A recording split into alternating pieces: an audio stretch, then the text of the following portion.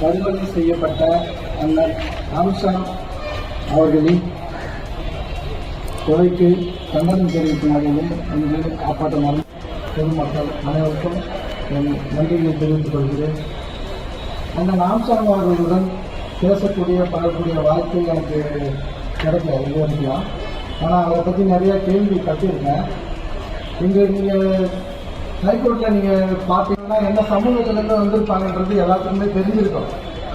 இன்னைக்கு ஹைகோர்ட்டில் அண்ணன் ஆம்சாங் அவர்கள் வளர்த்துவிட்ட வழக்கறிஞர்கள் தான் இன்னைக்கு அதிகமாக தென்படுவார். அண்ணனை அணுகும் போது அவர்களுக்கு மட்டும் உதவி செய்யக்கூடியவர் அல்ல, சிறுபான்மை சமூகத்தை சார்ந்தே அந்த பகுதியில் இருக்கக்கூடிய மாணவர்கள் சட்டக்கல்லூரி படிக்க வேண்டும் என்று சொன்னால் அவர்களுடைய அப்படின்ற விவரத்தை இவங்க காவல்துறை வந்து சொல்றாங்க.